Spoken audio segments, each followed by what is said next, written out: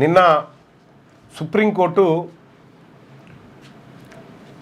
ఎవరైతే రెడ్డి జాగృతి నాయకులు వేసినటువంటి పిటిషన్ ఉందో దాన్ని డిస్మిస్ చేసిందని, దాన్ని కొట్టేసిందని, సో ప్రభుత్వం ఊరట లభించిందని ఈ రకరకాల చర్చలు జరుగుతూ ఉన్నాయి. అసలు అక్కడ ఏం జరిగింది, సుప్రీంకోర్టు ఏం చెప్పింది, ఈ అన్ని అంశాలు పక్కకు పెట్టి ఇంకా మీడియా ఎట్లాగో వాళ్ళ చేతుల్లో ఉంటుంది కాబట్టి సర్కార్ కూరట ఊరట లేదు, లొట్టపీస్ లేదు.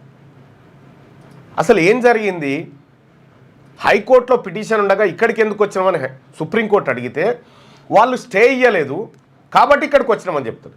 సుప్రీంకోర్టు ఏమడిగింది, మీ కేసు విచారించలేనంత బలహీనంగా వాళ్ళు ఉన్నారా జడ్జిలు హైకోర్టులో అని అడిగితే, లేదు సార్ వాళ్ళు బలమైన వాళ్ళే. మరి బలమైన వాళ్ళు అయితే వాళ్ళ దగ్గరనే వాదించుకో, ఇక్కడ దాకా ఎందుకు వచ్చినావు ఫస్ట్ అది తేలనని చెప్పింది. గంతే.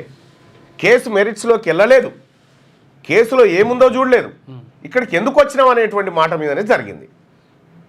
ఇక్కడ ఇక దాన్ని అందరు కూడా ఇక అయిపోయింది అక్కడ.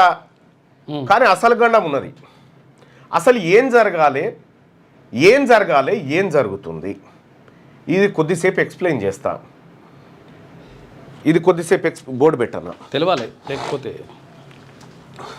నిన్న నేనే పోయి హాల్లో కూర్చున్నా, కోర్టు హాల్లో కూర్చొని ఏం జరుగుతుందో నేనున్నా, మంత్రి పొన్నం ప్రభాకర్ గారు ఉన్నారు, బట్టి విక్రమార్క గారు ఉన్నారు, శ్రీహరి గారు ఉన్నారు, అందరం ఉన్నాం.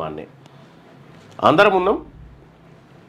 వాళ్ళ ఎవరైతే పిటిషనర్ అడ్వకేట్ ఉన్నాడో ఆయన సార్ అక్కడ స్టే ఇవ్వలేదు, మీరు స్టే ఇవ్వండి అని కోరిండు. లేదా ఫస్ట్ వాళ్ళు అంత బలహీనంగా ఉన్నారా, ఆడికి పో ఫస్ట్ అని ఆడ పిటిషన్ ఉండగా ఈడికి ఎందుకు కూరుకొచ్చినామని చెప్పింది అంతే.